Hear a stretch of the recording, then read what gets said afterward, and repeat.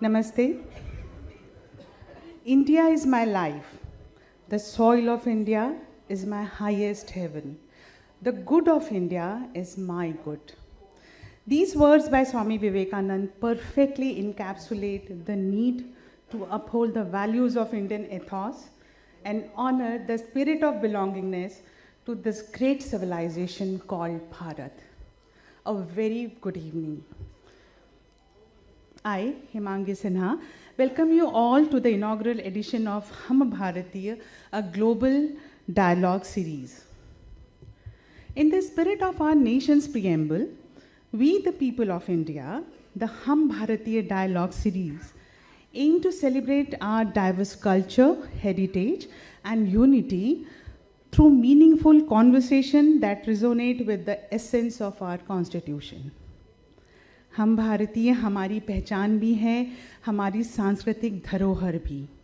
यह एक कर्तव्य का आह्वान भी है और राष्ट्रीय अस्मिता की बुनियाद भी।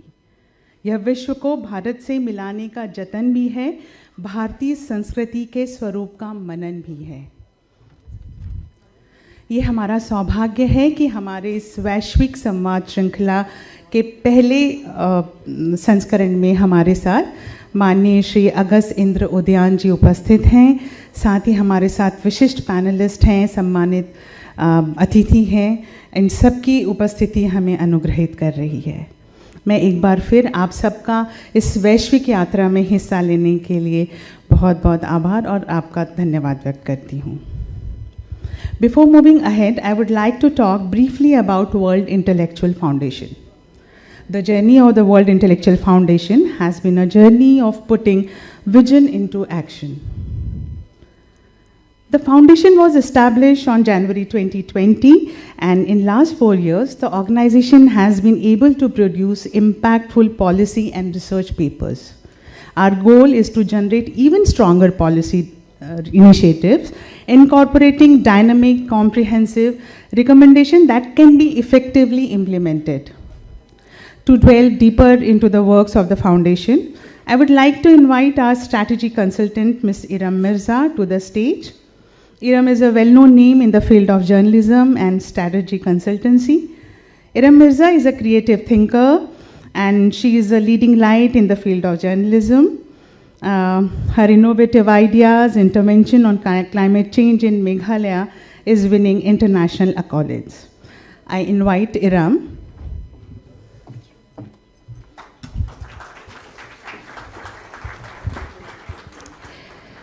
Good evening, ladies and gentlemen. I would like to extend a very warm welcome to all our guests who've taken their precious time, this dialogue and a critical conversation today. I'm sure after we've immersed ourselves in multiple perspectives that we're all going to share and point of views and reimagine thinking in this forum, we'll all go back with a very refreshed outlook on a very strategic region of our country, Kashmir, and its renewed vigor in contributing towards India's exponential leap in the world.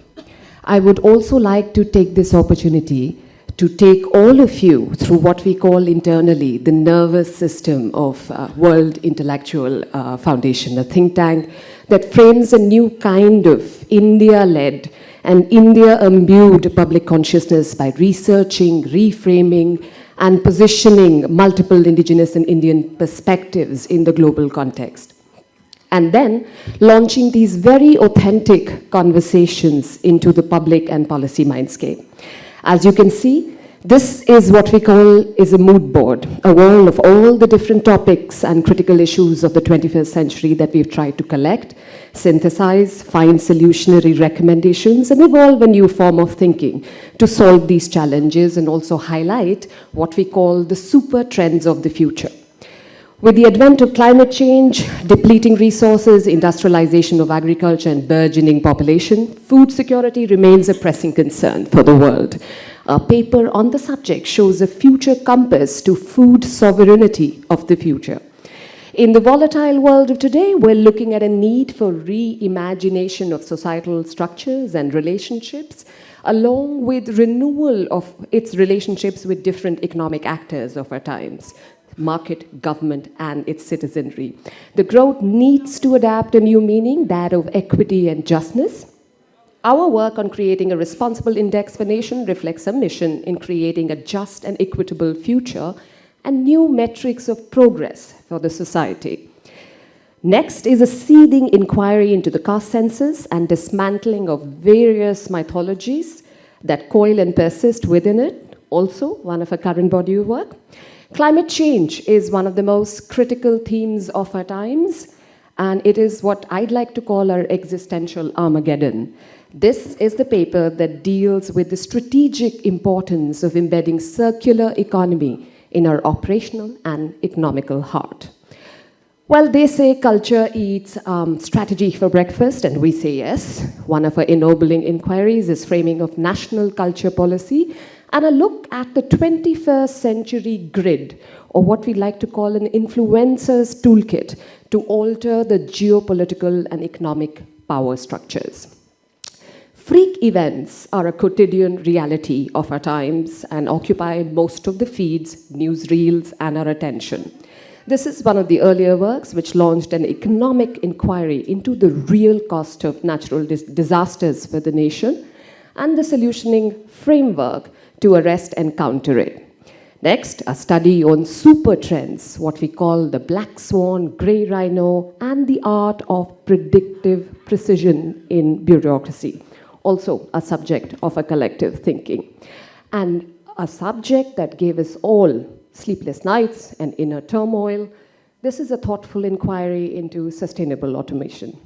Last but not least, one of the fine tenets of our thinking and our current intellectual obsession is a deep dive into a colossal, quiet revolution at play within the remote regions and hinterland of India, adapted by millions of volunteering Indians who are akin to quiet, yet one of the largest development cadre in the world, through the tenet of seva, and building one of the most unique bottom-up development practice, and perhaps crafting one of the most unique and the largest Indian brand of humanitarian model for the world.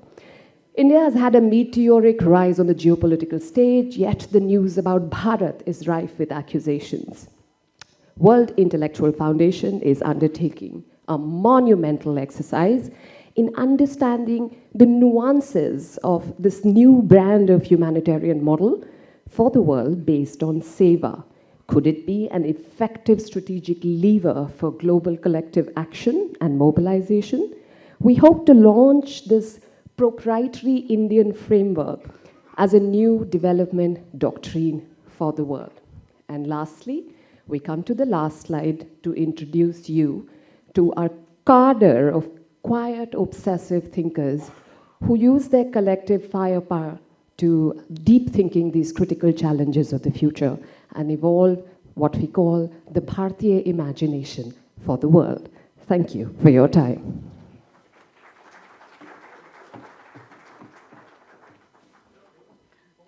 Thank you so much, Hiram. हमारी संस्कृति में जैसे किसी भी कार्य की शुरुआत दीप प्रज्वलन से होती है, तो मैं रिक्वेस्ट करूंगी हमारे फाउंडर मेंटोर श्री सुधांशु मित्तल जी से कि हमारे गेस्ट ऑफ ऑनर श्री अगस्त इंद्र उदयान जी को लेकर स्टेज पे आएं और साथ ही हमारे ट्रस्टीज़ भी स्टेज पर आएं. हाँ जी, मैं हमारे पैनलिस्ट विशेष अतिथि जो आज के इस सभा का आकर्षण है, जय साई तिपक जी, आनंद रंगनाथन जी, स्वपन दासगुप्ता जी, आप सभी मंच पर आएँ, और हीरामन तिवारी सर जी, आप सभी मंच पर आएँ और दीप प्रज्वलन करें. Please come. Oh, doctor Meenakshi Jain ma'am, please come. Sushil Singh ji please आएँ. चंद्र वाधवा जी, आपसे रिक्वेस्ट करती हूँ प्लीज़ दीप प्रज्वलन के लिए आएँ.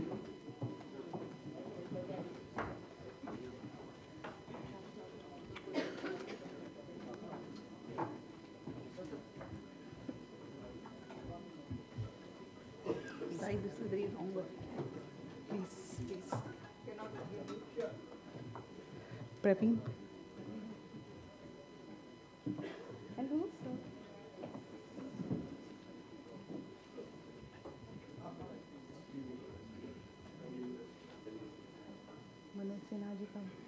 हमारे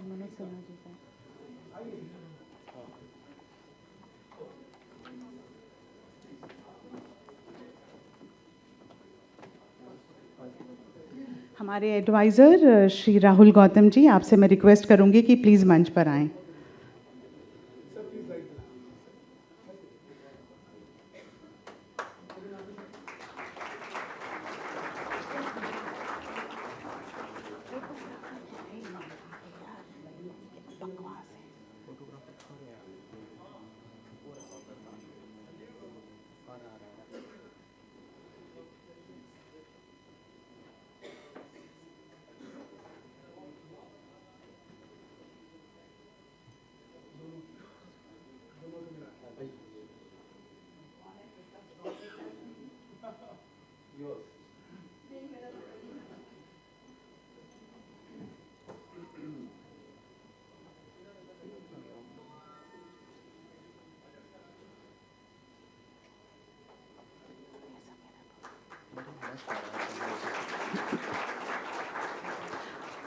आप सभी का इस संध्या को शुभ बनाने के लिए बहुत बहुत धन्यवाद।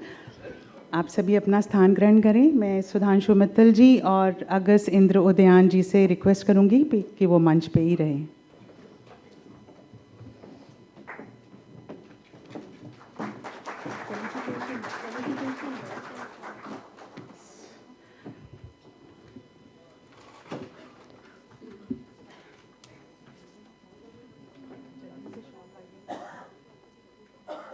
अब मैं सुधांशु मित्तल जी से आग्रह करूंगी कि हमारे गेस्ट ऑफ ऑनर श्री अगस्त इंद्र उदयान जी का स्वागत करें।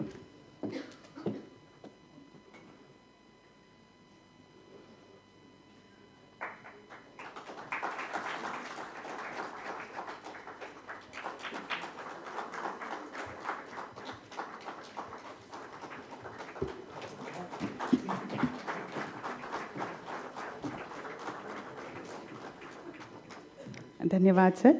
अब मैं श्री सुधांशु मित्तल जी, जो हमारे फाउंडर मेंटोर हैं, उनसे रिक्वेस्ट करूंगी कि इस सभा को संबोधित करें। उसके पहले मैं इनका परिचय सभा को देना चाहूँगी, जो शायद अनावश्यक है पर एक औपचारिकता भी है। तो सुधांशु मित्तल जी, ये अतिशोक्ति नहीं होगी यदि मैं कहूँ कि ये कार्यक्रम ही संभव नहीं होता अगर 4 साल पहले आपने इस फाउंडेशन की नींव नहीं रखी होती। आप कई दशकों से भारतीय राजनीति में सक्रिय रूप से कार्यरत हैं। आपने अपने करियर की शुरुआत 1981 में दिल्ली विश्वविद्यालय के छात्र संघ के अध्यक्ष के रूप में की थी। आपने सार्वजनिक जीवन में अपने कई महत्वपूर्ण पद संभाले हैं, जिनमें प्रमुख हैं इंडियन ओलंपिक एसोसिएशन के vice president, kho kho federation के प्रेसिडेंट तथा गेम्स टेक्निकल कंडक्ट कमेटी के चेयरमैन। आप कई शैक्षणिक और सामाजिक ट्रस्ट के साथ भी जुड़े हैं। आप लेखक भी हैं। आपने आरएसएस बिल्डिंग इंडिया थ्रू सेवा नाम की पुस्तक का सृजन किया है। आप बीजेपी के उत्तर पूर्व राज्य के प्रभारी रहे हैं और आप चुनाव में आपकी खास दिलचस्पी है। आपने सेफोलॉजी को एक नया आयाम दिया है, उसको बहुत ही साइंटिफिक बनाया है और आप उसके लिए जाने जाते हैं। अब मैं आपसे आग्रह करूंगी कि आके संबोधित करें।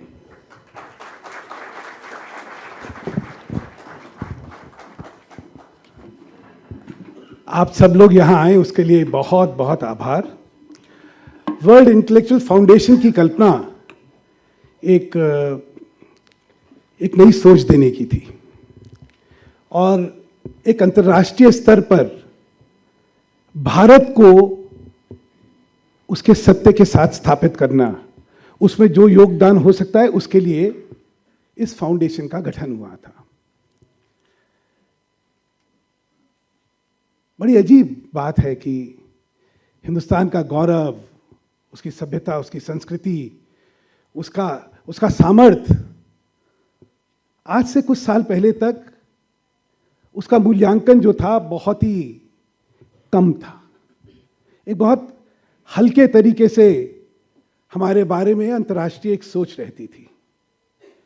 लेकिन हम सब के लिए एक बहुत गौरवपूर्ण बात है कि आज के दिन वो सोच शायद काफी हद तक परिवर्तित हो गई है। मुझे अभी तक ध्यान है, a land of snake charmer से चालू हुए थे, फिर बन गए कि भाई a land of menial labour, अब एक इंटेलेक्चुअल पावर हॉर्स की तरह हिंदुस्तान की जो पहचान बनी है वो हम सबके लिए बहुत गर्व की बात है।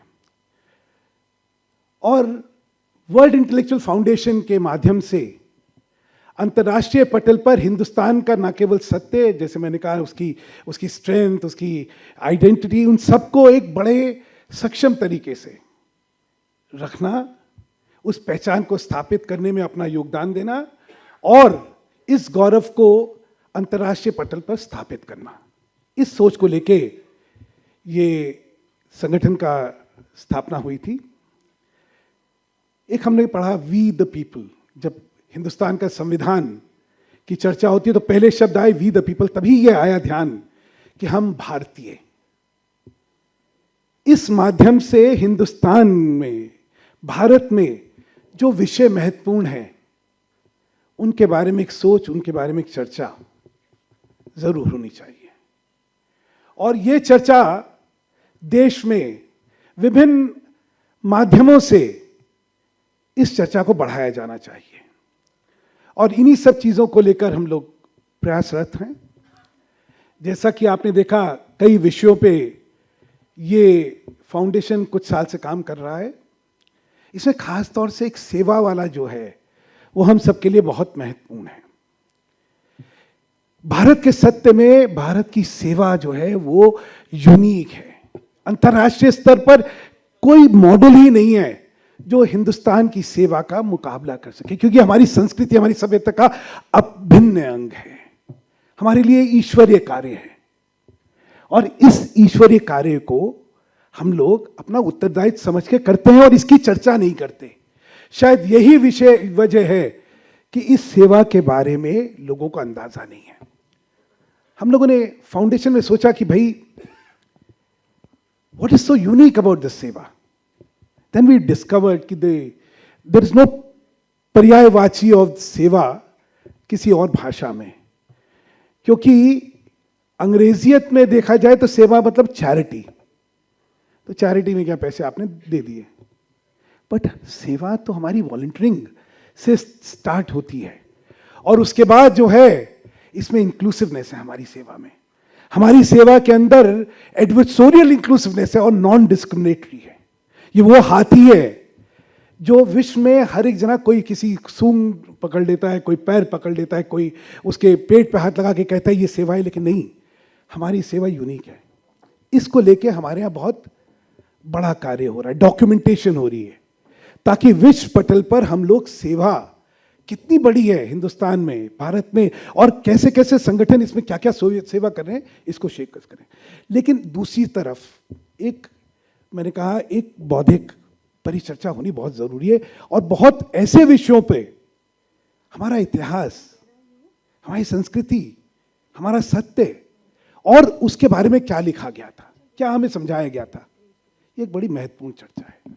और उतनी ही महत्वपूर्ण चर्चा इस बात की भी है कि कश्मीर का सत्य क्या है, कश्मीर का इतिहास क्या है, क्योंकि यही दो चीजें आज के दिन हमारे मस्तिष्क को बहुत, उसके अंदर एक जिज्ञासा पैदा करती हैं। आज हमें दोबारा लग रहा है कि पहले जिस हीन भावना से हम लोग ग्रस्त थे, आज कहीं अपने पे एक आत्मविश्वास आ रहा है। उसका कारण यह है कि इतिहास, जो झूठा इतिहास था, उसका सत्यापन अब सामने आ रहा है। इन्हीं सब पृष्ठभूमि के साथ आप सबका फिर स्वागत करना चाहता हूँ। इस फाउंडेशन को आपकी हमेशा सानिध्य मिलता रहे। हम लोग अपने सामर्थ्य के हिसाब से नई सोच, नई दिशा को लेके आगे बढ़ते रहें।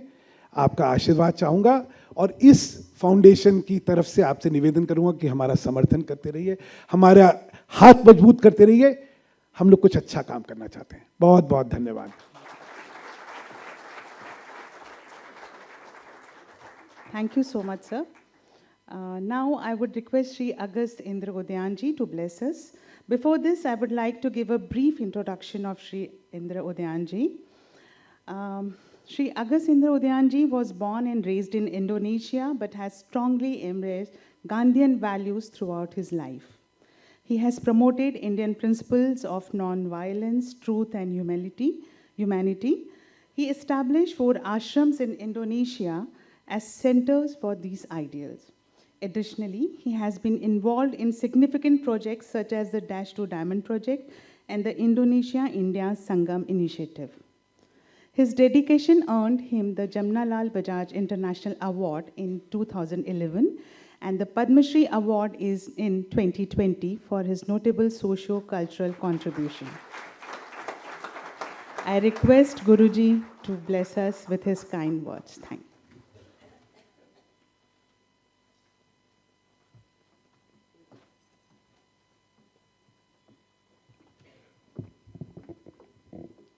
Om Swasti Astu. In our world, still, you are Viswaguru. We call Om Swasti Astu. For like you Namaskar, we start always in the morning. Om Swasti Astu. Thank you. I just read, I don't want to miss, because with the in front of the intellectual forum this time, it is a real privilege for me to standing here and to little speech about the bridge between Indonesia, India, of course. 75 years, the diplomatic relationship between Indonesia and India now. The first country support Indonesia is India. And the first country to support you when you are independent, also Indonesia. Therefore, the long relations. In our symbol, we call Pancasila, then written Bhinneka Tunggal Ika. That is in Sanskrit. Our airlines, Garuda Indonesia. If you come to our currency, you have most from 50, 100, all Mahatma Gandhi. We have Ganesh. The symbol of the big institution also in Indonesia, like Institute of Technology Bandung. That is Garud. And Ganesha, big Ganesha. Just 5 years ago, when we start the library in Universitas Islam Indonesia, what they find when they do Bumi Puja? All the statue of Sivalinga, everything in Java. You see, you say Jairam now, but in Prambanan in Jogja, all the sculpture of Ramayana is there. And till now, Ramayana is becoming of the curriculum for the university students, even they are Muslim, and how the relationship. Then the last yoga, Modi ji's announced 21st of June, International Yoga Day. The essence of yoga is silence. We are still preserved. What is the silence? In Indonesia, in Bali mostly, till now, we have silence day, 36 hours in silence. Airport closed this March only. Every year, mostly March. Airport closed. We cannot go outside. We are chanting the mantra, all. We still Trisandhya. 3 times. You can see in the television, in the radio, every morning 6 o'clock before Brahma Murta, there is Trisandhya, the Gayatri. Afternoon, evening, 3 times. Still we are preserved.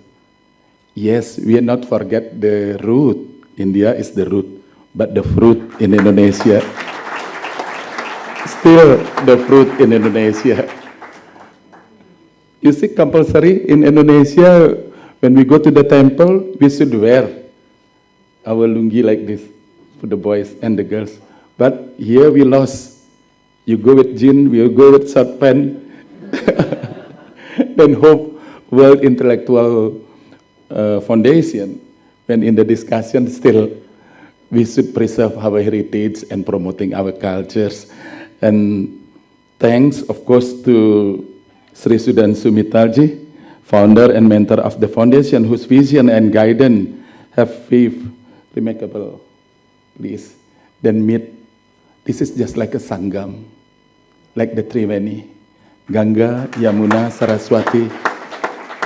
You see, this is the symbol, Ganga, Yamuna, Saraswati, but here is a Sangam, all intellectual. I see all the artists, the really intellectual, the woman.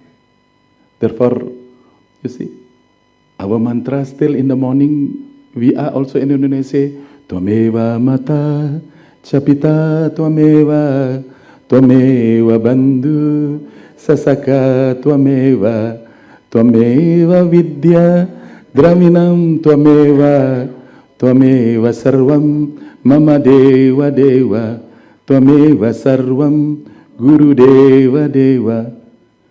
Why twameva mata first? Why not twameva pita first? Why mata? Bharat mata ki. Then you say mata. Why you not call Bharat pita ki? You say Mother Ganga. The water, mother also. Therefore here, thanks to my loving sister, Himagi Sinha, you are doing very good work to connect people, of course, together. Very good work. Therefore, India is Viswaguru. Therefore, India is Viswaguru. You come here, no wonder face like this. All like lion. Yeah. All your eyes really pure. To do something good for the society. Therefore, in 75 years of the relationship Indonesia through the World Intellectual Foundation, someday make a trip to Indonesia. Now Vistara, direct flight.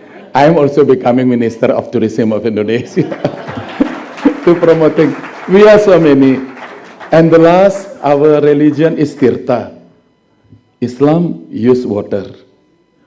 You see, from Mecca, Zamzam. Christian use water. Buddhism use water. We are also use water. Hinduism. But in Indonesia, all as Pandit like me, why my hair like this? Actually, 2019, I'm already finished my, I just happy to be sannyas. But 2020, the government of India give me the Padma Shri Award. Then I should use my name. My name is Sidarasi Putra Manuaba after sannyas. But I should make original name. Then when I met Modi ji, he say, I am also brahmachari like you. I am doing the best for my country. You should doing the best for your country. Therefore, thank you to everyone here. This is the opening. Hope we are not talk about the India only, but India is Viswaguru. You see now in anywhere there is a temple of Hindu. There is in Muslim country, not just only Hindu I brought, but all. The Sarva Dharma is from the world of our Indian contribution to the world. Then hope this forum, World Intellectual Foundation, make a good remark and also promoting the bridge. Nowadays, not only India, but India how becoming inspiration to the world. Vaisudeva Kutumbakam. Thanks very much. Om Santi, Santi, Santi, Om.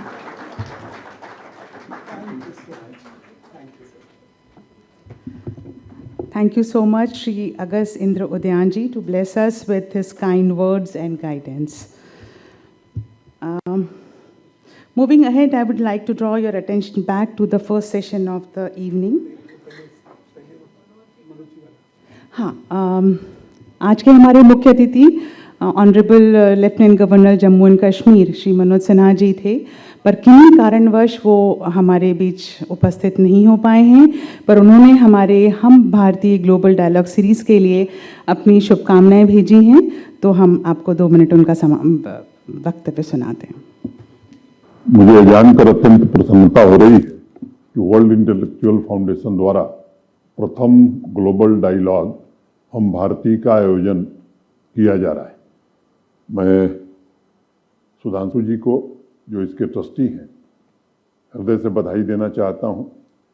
व्यक्तिगत तौर पर मैं उस कार्यक्रम में उपस्थित रहना चाहता था, लेकिन कुछ अपरिहार्य कारणों से मैं नहीं आ रहा हूं। इसके लिए मैं आप सबसे क्षमा चाहता हूं।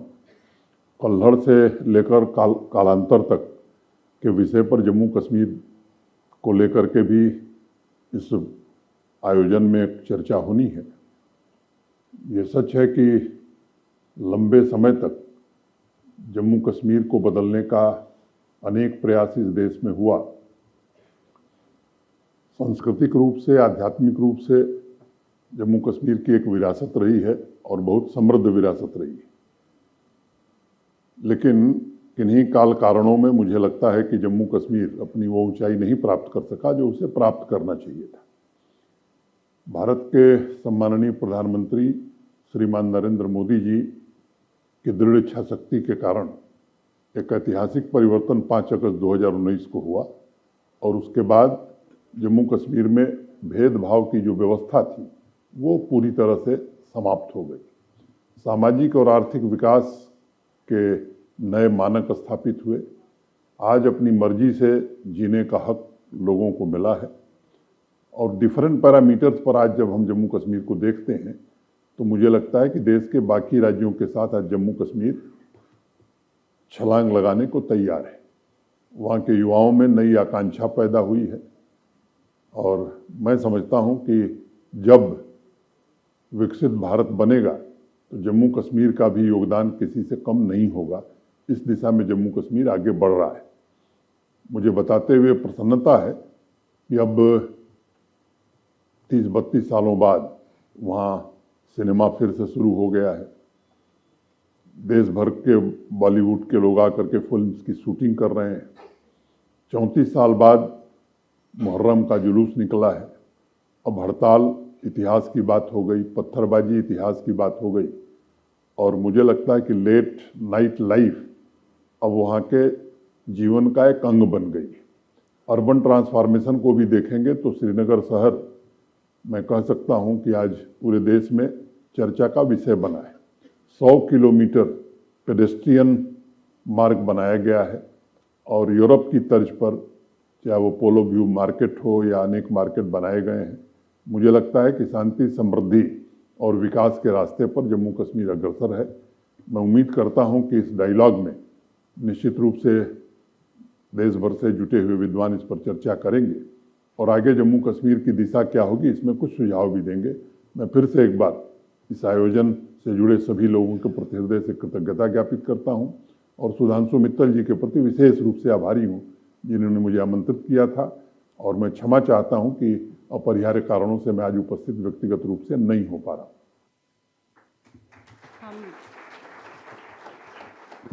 हम आभार व्यक्त करते हैं honourable lieutenant governor Shri Manoj Sinha ji का। मैं माफ़ी चाहूँगी कि हमारे दूसरे सेशन की पैनलिस्ट याना मीर जी यहाँ थी जो मुझसे शिकायत कर रही थी कि दीप प्रज्वलन में आपने मुझे क्यों नहीं बुलाया। तो मैं आपसे बहुत बहुत माफ़ी चाहती हूँ Yana Mir ji. I am really sorry. नहीं, I am very sorry. Moving ahead, I would like to draw your attention back to the first session of the evening. भारतीय इतिहास को सही दृष्टि से देखना एक सशक्त राष्ट्र के निर्माण की आधारशिला है। इसी विचार पर आगे बढ़ते हुए हम अपने पहले सत्र की शुरुआत करते हैं जिसका विषय है how does the historical narrative contribute to our national pride. So now I will call upon our esteemed panelists for the first session on stage. Our first distinguished guest on the panel is Sri Swapan Dasgupta ji. Swapan Da was the honorable member of Rajya Sabha from 21-22. He is an acclaimed political thinker. He is a renowned columnist and he written his works in media houses like Indian Express, Times of India and Statesman. He has written a seminal work, Awakening Bharat Mata. For his exemplary contribution, he was conferred with Padma Bhushan in 2015. Our distinguished Our distinguished second panelist is Dr. Meenakshi Jain.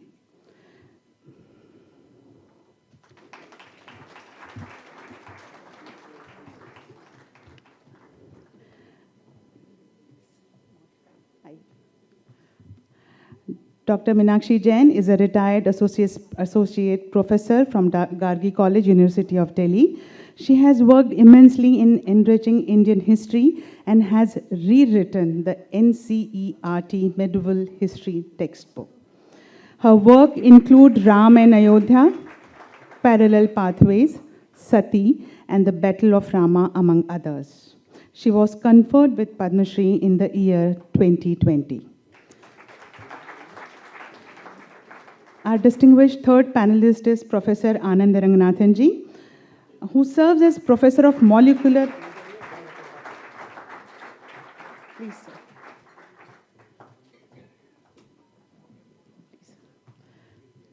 Anand Ranganathan ji serves as Professor of Molecular Medicine at Jawaharlal Nehru University. He has made notable contribution to the Indic knowledge, tradition and historical discourse. His work, Hindus in Hindu Rashtra, stand as a significant contribution to Indian history and culture. Our fourth distinguished panelist of the session is the one and only Shri J. Sai Deepak.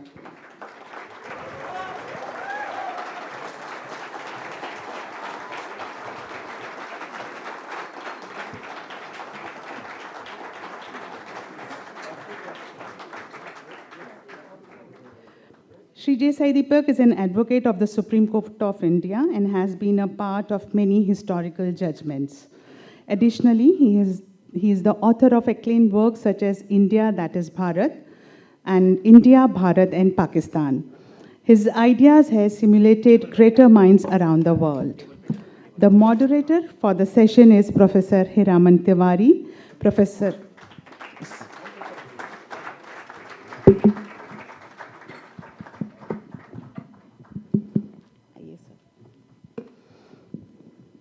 Professor Heeraman Tiwari serves as the Dean of the Center for Historical Studies at Jawaharlal Nehru University. Renowned for his seminal contribution to Sanskrit literature and Indian philosophical traditions, he has authored influential works such as Culture, People and Power, Epic Identity, and Humanism in Ancient India, among others. Now I would request Professor Heeraman Tiwari to take the session forward.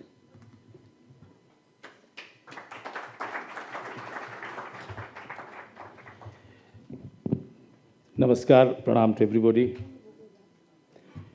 And thank you, Hemangi ji.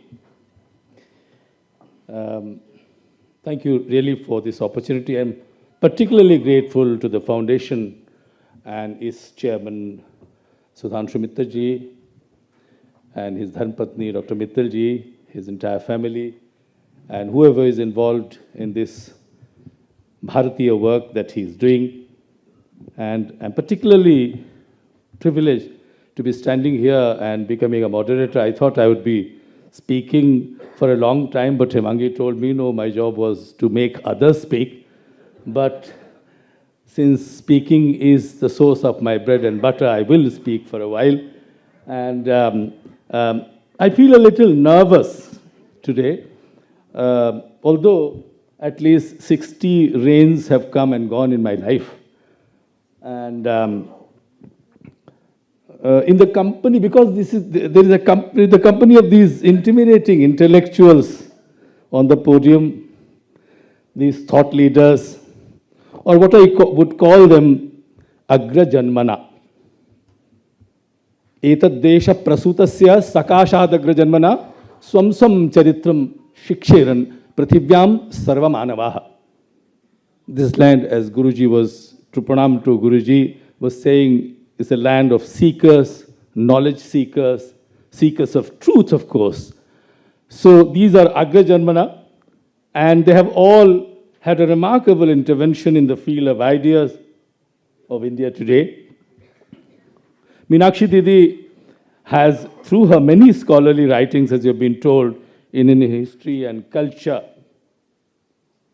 brought about moving changes, if you like, at least people like me who feel that she has made such great intervention, particularly in the context of the way we have been taught and told history. Swapan's long, illustrious, and lyrical writings have challenged the comfort of reading and representing our history. I did not know that his book will be referred to. I knew it will be referred to, and I was reading it today again after a few years. It was published 4 years ago. Of course, this is not the only contribution he has made. He, of course, is a trained historian, if you like.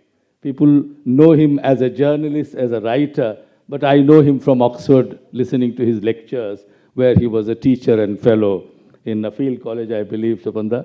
So for me, he begins as an academic and then, of course, moves on to the business of writing and writing down as well. And and Anand Ranganathan, what to speak of him? He's a dear friend and a colleague at JNU, quote unquote. And my hero and my son's hero, who is 24, 25, Deepak. And my son made me think more about it. Of course, whenever he speaks, you know, he sends so many sparks that fire rises everywhere that it enters the particular ear and cavity of the mind. These people are really, I think, igniting the volcanic emotions among the young and the old alike in India. And I'm not overstating anything that I'm saying here. And here I am, a mere student. I'm reminded of my favorite Kalidasa and Tulsi Baba. By the way, Kalidas is also the favorite of many, including Jains like Rabindranath Tagore, Goethe, and Roma Rolla. So it's nothing great that he is my hero. And so much so that Tagore also wrote a poem mimicking if I were in the time of Kalidas. Jodi hotam Kalidas Shamay.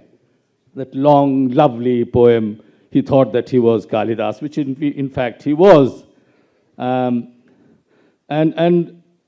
why do I remember Kalidas or Tulsi at this moment? As I said, and there is a reason for that. And then my legs are shaking, standing before these 4 or 5 great intellectuals.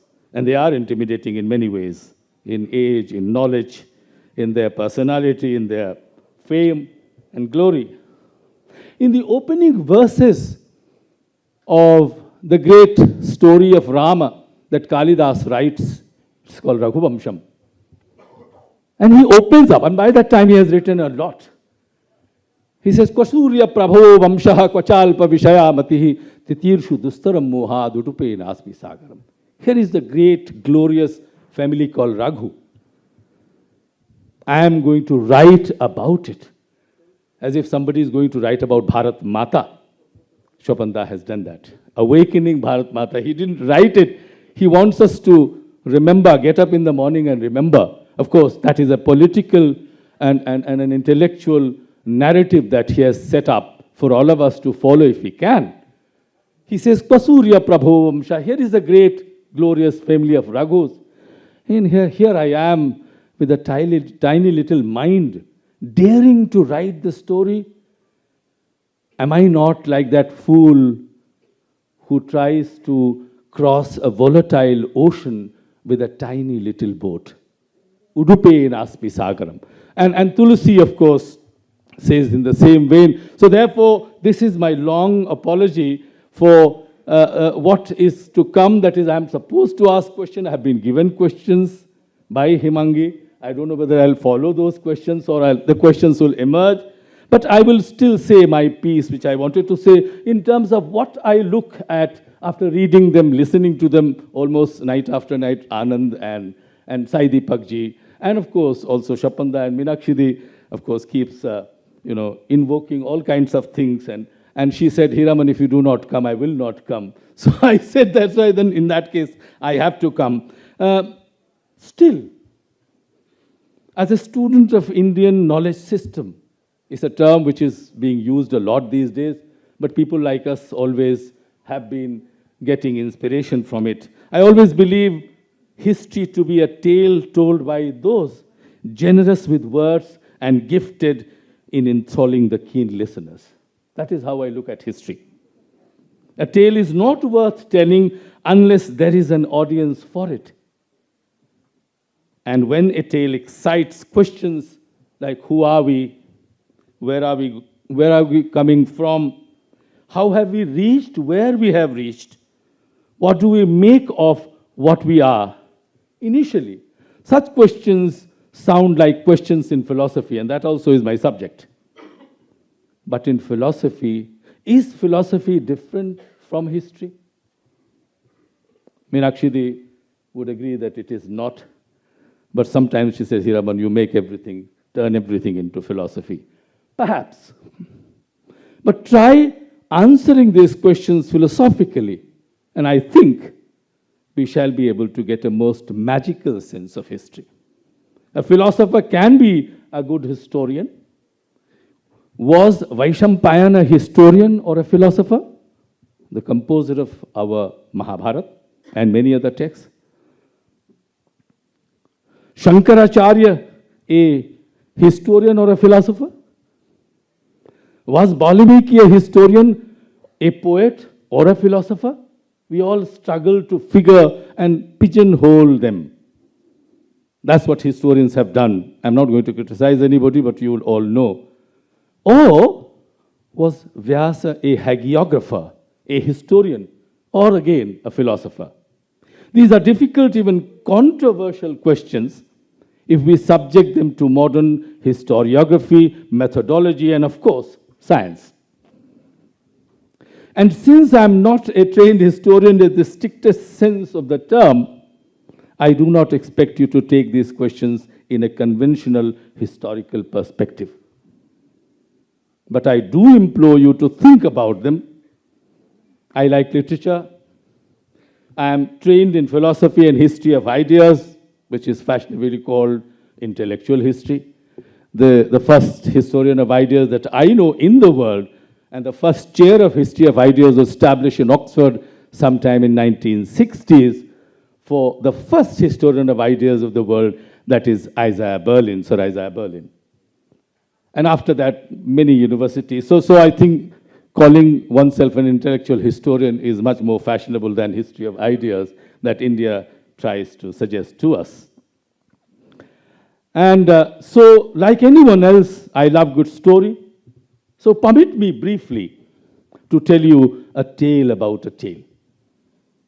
The story of Rama opens with this powerful evocation. And to me, history begins from here.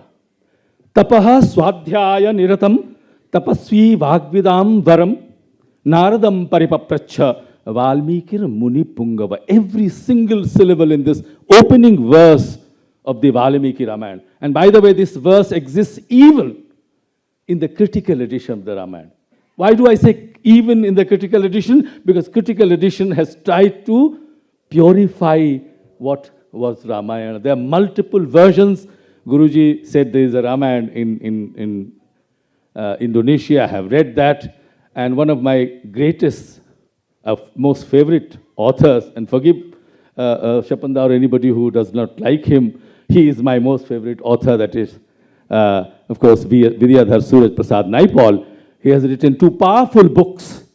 One is called Among the Believers, the other is Beyond Belief.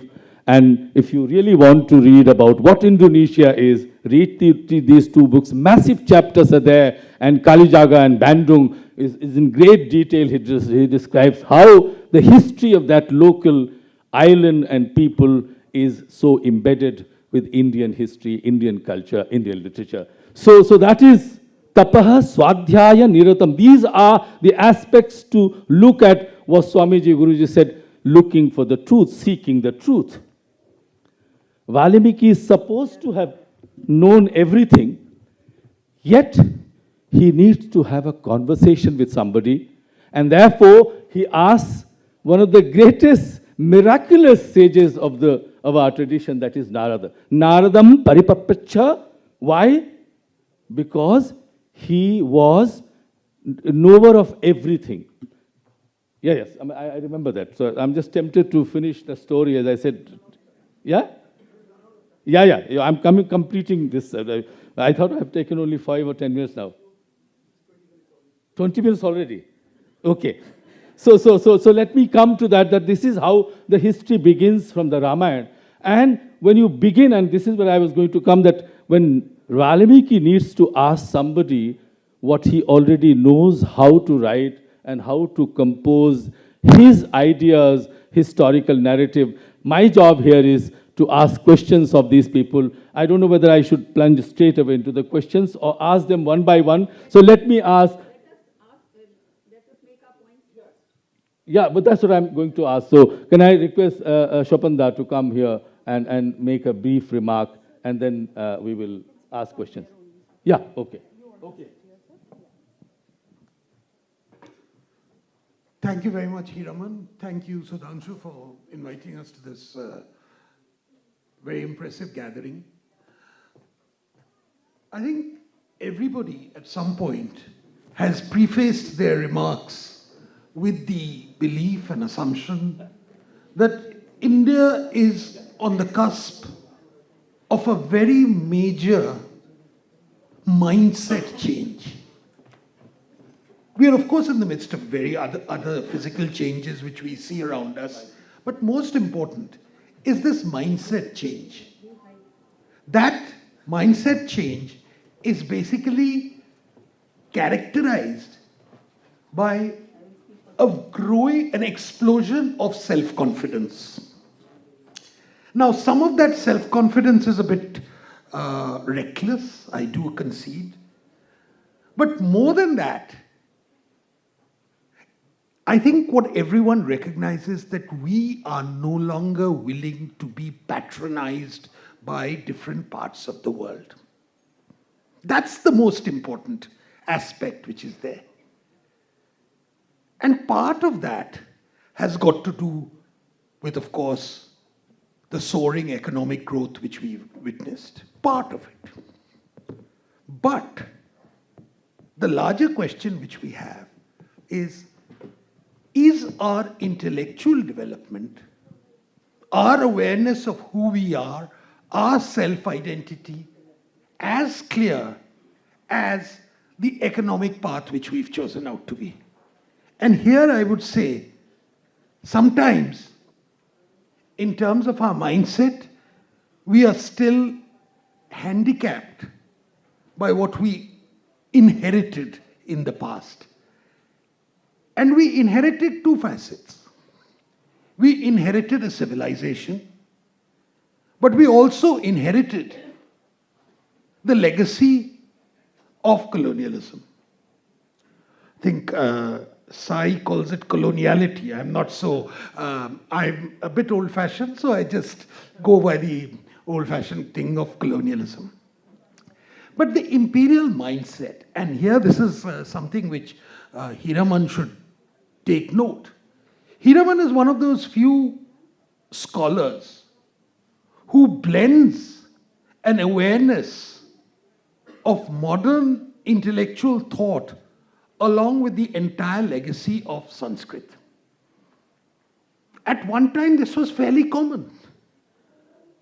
But from the late 50s, early 60s, we sort of thought that Sanskrit is something which is meant for the pujaris. It ceased to be a sexy subject. It became something which was an optional extra, which was some drudge. And part of that drudge also became the attempt to make it into a conversational language, which it's not. The legacy which we have of a classical language was lost, and I think this affected our ability to understand our history. I think one of the big problems which we face occasionally, even when we are studying ancient India, is that many of the languages in which the scripts are written no longer have enough scholars in this country who have an awareness of it. So, with the result, we are completely dependent on somebody else's version of it. At present, for example, I would tell you, there's a good friend of mine, a chap called William Dalrymple. He's written 2 very good books. The book on Afghanistan and a book on the last days of the revolt of 1857. He's now put his hand to ancient India. And the results are quite comic. But that comedy is being digested uncritically by a lot of people. For instance, we are being told that Ashoka was half Greek. I mean, if he was good, then he had to be half white. Nah? We are told that there is nothing to suggest that the Gupta age was anything remarkable, because he says there are no inscriptions. His ignorance is basically made into conventional wisdom. And the difference is, earlier we would have digested it. I guarantee you that today we will not digest it. That's the big change. Now, some of this may come about because in social media we have some people who are extremely combative. It may come about because on television here, 2 people on my left who actually shoot from the hip on a daily basis.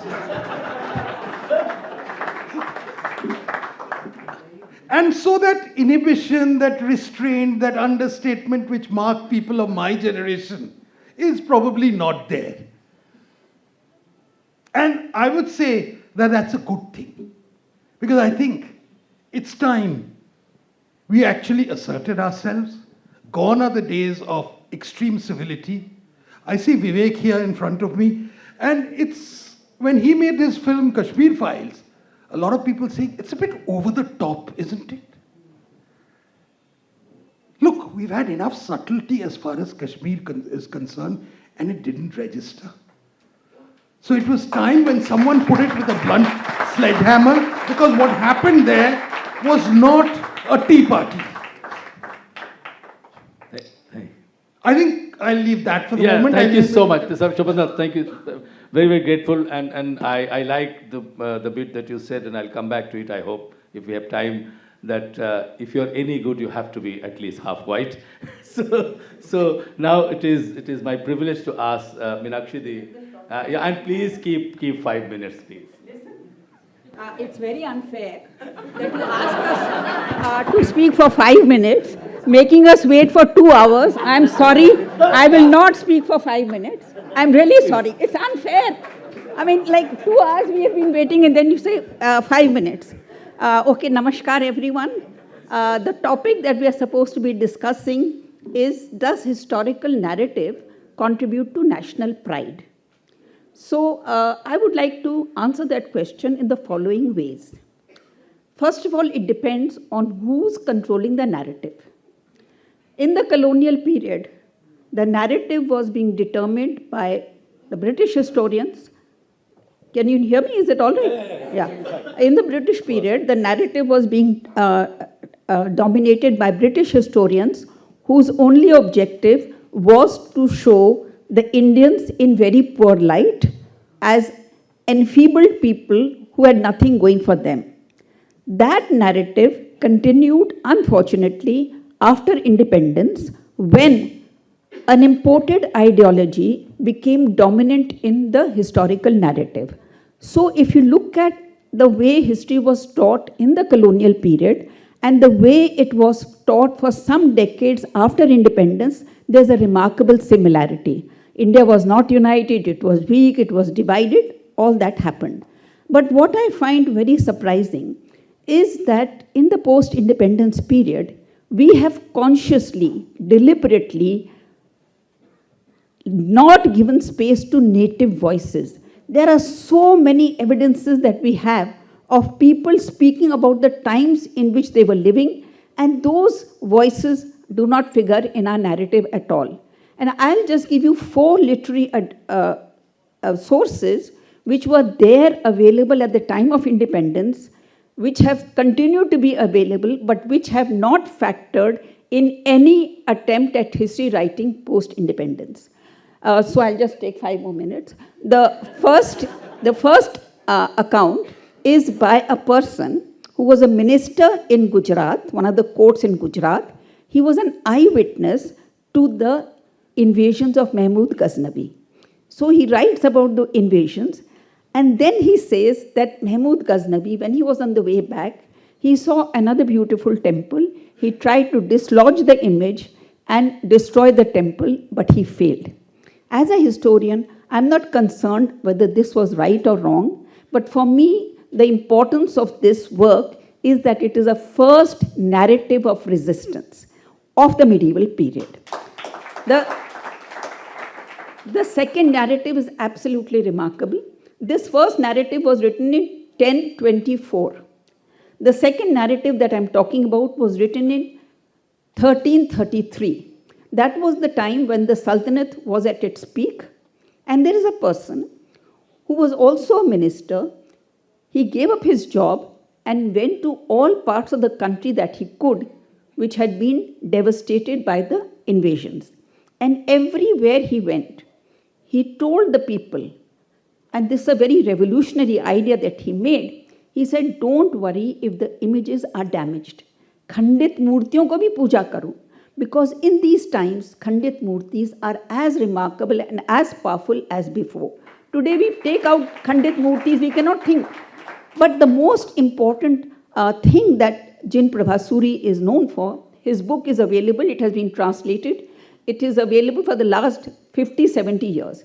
Now he talks, he says that there was an image when Muhammad Ghori defeated Prithviraj Chauhan.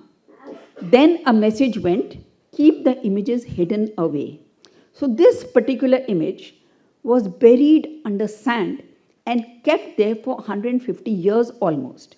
At some point, that image comes to Delhi, to the treasure house of Muhammad bin Tughlaq. Now Jain Prabhasuri, he actually meets Muhammad bin Tughlaq and says that we want this image back. Muhammad bin Tughlaq asks for the image to be brought from his storehouse, looks at it and gives it to Jain Prabhasuri. And in 1334, Jain Prabhasuri is writing that I got the image, I reconsecrated it and built a small temple in Delhi, and we are so happy and proud that we are able to resume worship over there. These are absolutely remarkable instances which should feature in our history. I'm not saying whether it's true or not, but these are important narratives of resistance. I want to mention 2 more from the south. One is a lady, she was the wife of the Crown Prince of Vijayanagar. She wrote a poem called Madurai Vijay. Madurai Vijay was controlled by the Muslim Sultanate. And in this only one copy has survived by chance, and it is not complete. But in this poem, she says, Goddess Meenakshi came to my husband in a dream, and she said, look at what is happening around you. Kaveri is full of blood. In the Chidambaram temple, the mridang is being replaced by the howls of jackals. And she narrates whatever she sees, and then she gives Prince Kamban the sword of dharma. And she says, get up, do your dharma duty, and restore the order, the natural order. And it is a historical fact that Prince Kamban opens up many temples that had been closed and some that had been converted into mosques. So this is also a narrative of resistance, whether it happens or not, but these are eyewitness accounts of people who wrote at the time when these incidents happened. The last that I want to mention is that the Tirupati temple was under the control of the Sultan of Golconda for 150 years. So in that 150 years, I've been able to find only one native voice. That is a person who writes a 100 verses long poem in Telugu, only 99 verses have survived, one has not. But those 99 verses, if you read them, they, fill you with sorrow, empathy. He's telling Tirupati, the god, that, you are so powerful and you're helpless. Thousands of people are storming into your temple every day. Why don't you do anything? So this story of Tirupati, it does not end in triumph, because we have to remember that mostly the Hindu success story. I'll just take 2 minutes more. This is very irritating, You call us, make us wait, and then say finish in 5 minutes. What is the point in calling us? It's, okay, telling me to be calm, I'm being calm. Okay, but I have to register my protest. Okay, now, so this Tirupati poem, it does not see the triumph of the order or of dharma. It ends in anguish and defeat. And last 2 points that I want to make is that when we talk about anguish and defeat, and we think that every time the Hindus succeeded, most often they did not. And I'll give you the example of the Mahamatya of the Sri Ranganathan temple. That Mahamatya records what happens when the Turkish armies come. First time they're totally unaware, they're defeated. In the second time, the processional murti is taken away by 3 priests of that temple, father, uncle, and son. And for 20 years, over 20 years, they live in the jungles. They eat from the jungle, 2 of them die. And when this young boy goes back to Ranganath, he is not allowed entry because nobody recognizes him. The young boy has become a wizened old man. And they say, we cannot allow you entry. They don't recognize the murti. He said, this is murti I ran away with. So the story of how this story unfolds, it's very, very sad and tragic. And last point, since there's a pressure of time, in the 18th century, till the 18th century, no temple in North India survived. They had all been devastated. So in the 18th century, when temple building began, because the Mughal Empire was in decline, we think that the first temple was a temple, Kardameshwar temple. So we think that is the first temple built in the 18th century. But when art historians saw that temple, they realized it is an assembled temple. It is not. That temple was built from the remains of so many temples that had been destroyed. And so if you see that temple, you'll see Khandit murtis on the walls, devastated murtis, everything. But what I'm just saying is that all this narrative, it has to be remembered by us, because only when we remember the past can we move forward. And now India has taken a very big leap forward. People are becoming aware of this suppressed, forgotten history. They are getting joyous when they see that past, and we see a new hope and available in the country. Thank you. Thank you. Thank you. Thank you. Thank you. Thank you very much. Okay, so I was told that's right. Okay, no problem. Yeah. Thank you so much. Thank you so much, Meenakshi Didi, and I'm very grateful to you for keeping the time you have. Did I? Yes, but I think the next person whom I'm going to call is master of keeping time. So I'm giving him his 30 seconds. Professor Anand Ranganathan, and you know him, all about him. Thank you very much. Good evening, Heeraman Da and Meenakshi ji, Swapan Da, and my elder brother Jain, and the audience, wonderful audience, Sudhanshu ji, and everyone from the foundation who invited me. It's a real pleasure and an honor. But at the outset, I must warn you that I am always only invited once to a place.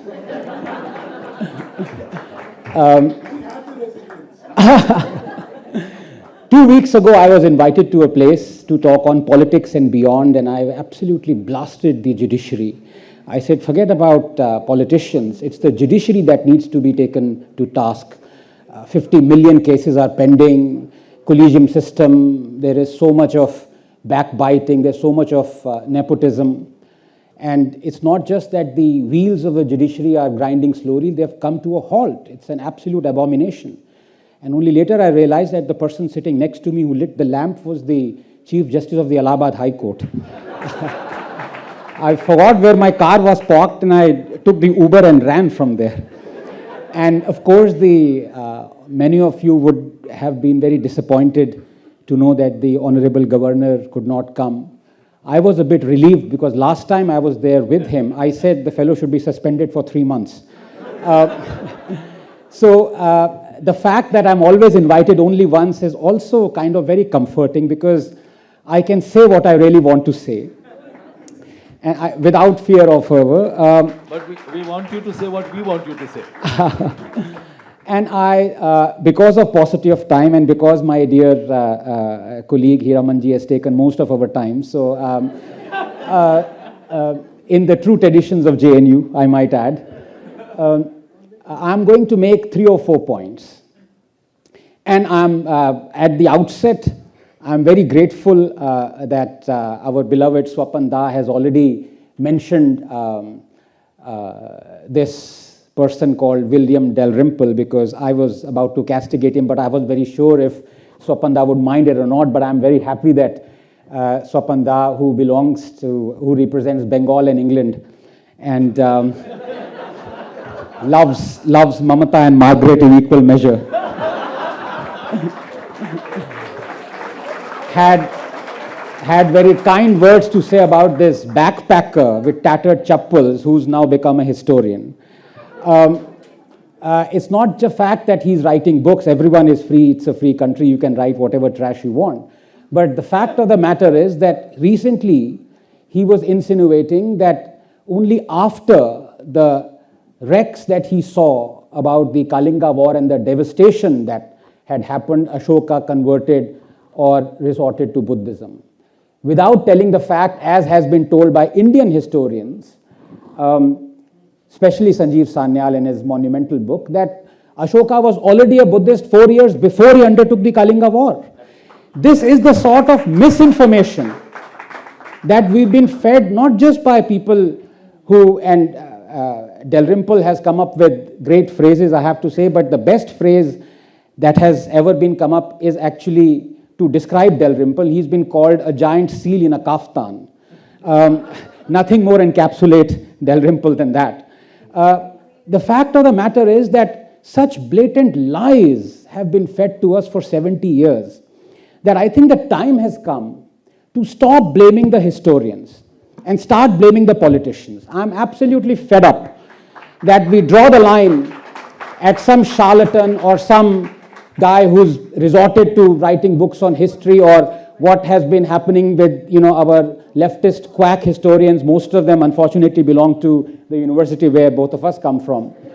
I think we have to draw the line because the problem is not the books.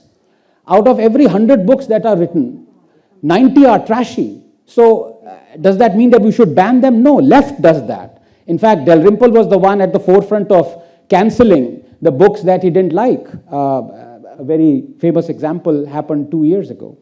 No, I think let's stop blaming historians. I firmly believe change happens from the top down. Awakening might happen from the bottom up.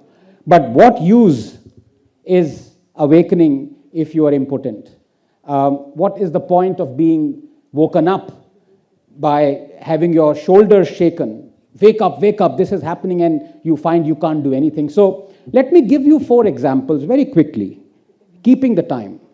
Let me do a lot of quoting out here, lest I may be liable to defamation, but thankfully J-Sai is on the thing, so he'll save me yet again.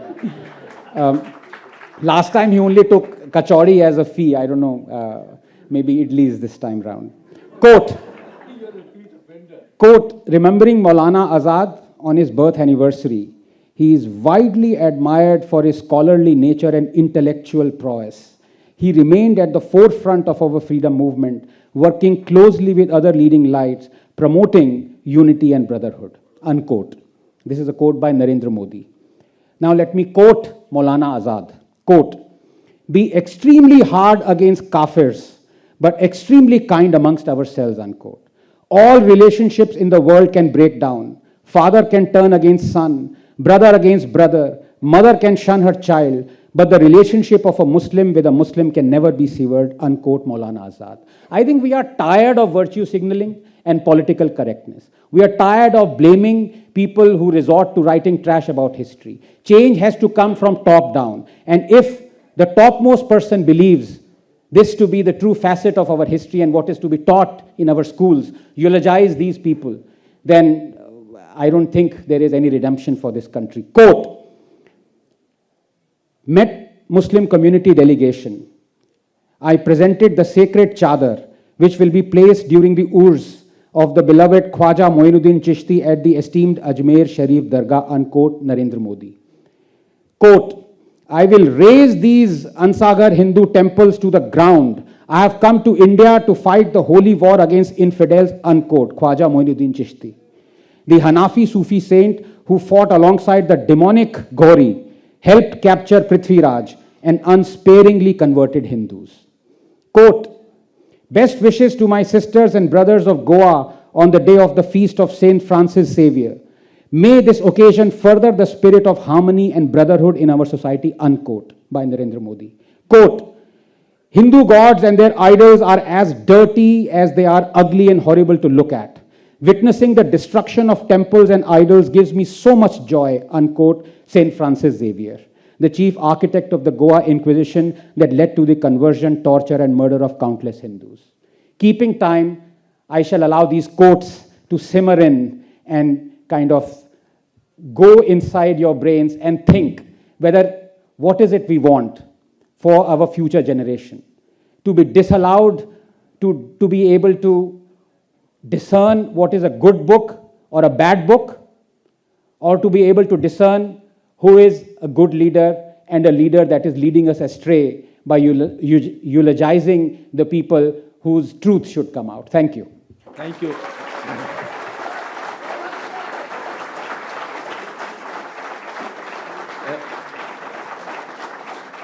Among many thanks that I need to give you, one is for keeping time, and secondly, not at all disappointing in provoking all of us. Thank you very much, Anand. I'll come back to you. Only one question, will I be ever called again? That is up to Sudhanshuji, but thank you very much. Now, of course, now, as I said earlier, one and only Deepak ji. He doesn't need any introduction, he has been introduced. He has a massive fan following among the young and the old alike. Thank you very much, Sai. Vande Mataram, Jai Shri Ram. I'm coming directly from the court. It's a Sunday, I know, because we have had a long day of conferences with judges today, hence the colonial avatar.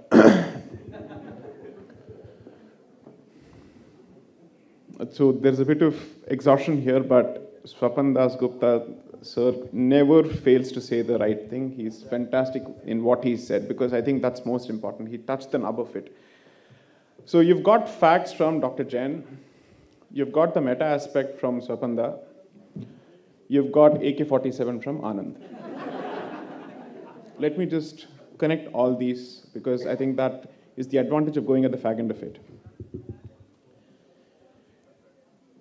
What Swapanda refers to as irreverence is 100% correct, and it's irreverence that comes from being the 90s kid who saw your history being massacred in textbooks. Enough is enough effectively captures our sentiment. From there, you go and you try and arm yourself with knowledge so that you're in a position to disseminate it. Each time you try to present something about your history, the first thing that is missing is empathy, and the first thing that is present is judgment.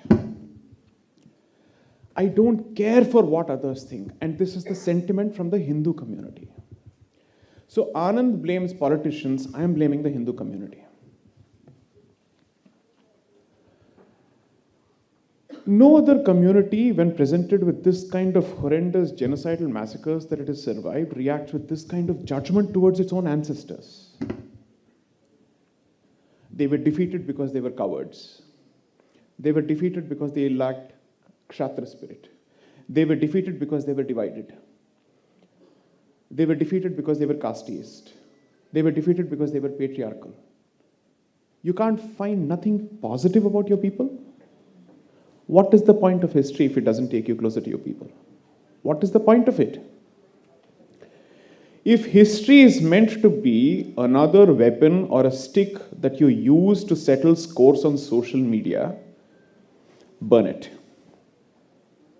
It has no purpose according to me then.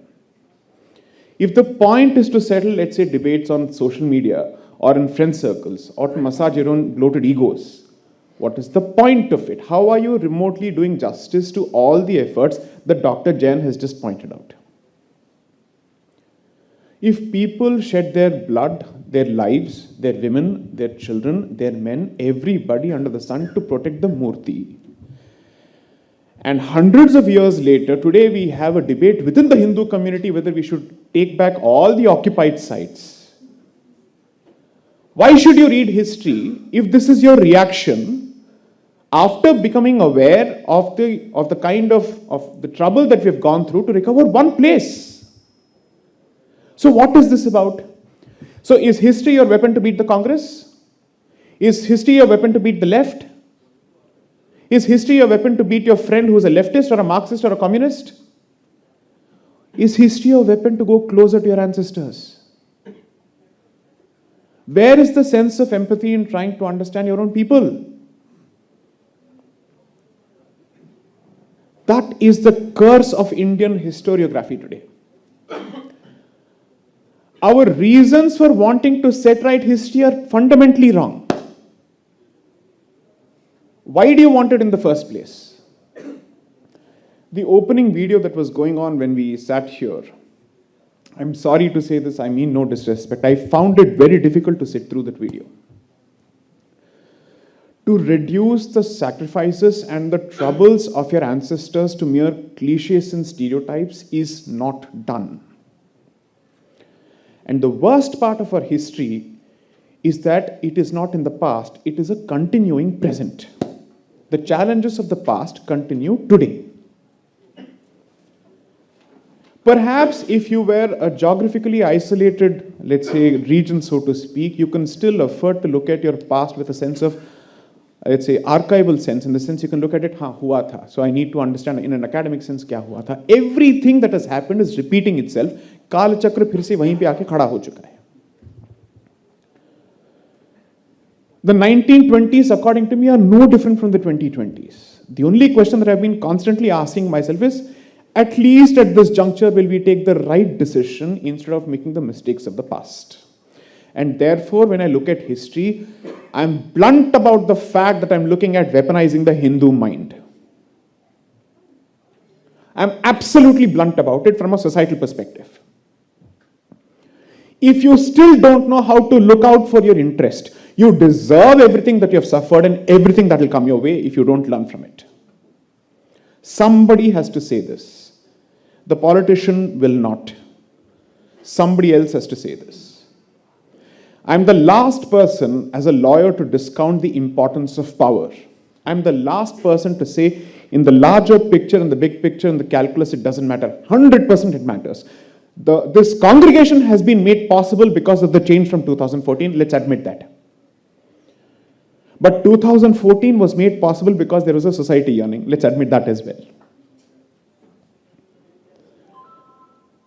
The verdict of 9th of November 2019 was made possible because of 496 years of Jaddo-Jahad. By generations of people who did not know whether they'd be remembered or not. Lawyers will get their visibility. Judges will get their visibility. Who is going to talk of the Nihangs and everybody else who fought for 400 years?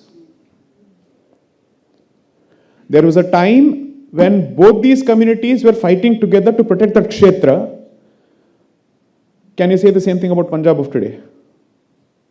Too uncomfortable a fact? Therefore, history is important for Bharat. I don't care whether history is important for anybody else or not. It's extremely crucial for Bharat. Now let me just share a few points based on what Swapan pointed out. When he quotes Dalrymple's position on Ashoka being half Greek. Why is it that there is this dying need on the part of this white man to look for everything that is white, even in Bharat's history? So there's a fantastic book of Thomas Troutman. You should read it. It's a series of books that he's written on the Aryan invasion theory, its origins.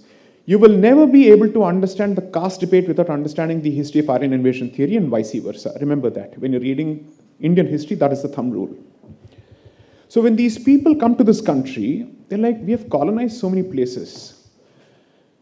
It's like the juggernaut of the Australian team finally being defeated in Calcutta.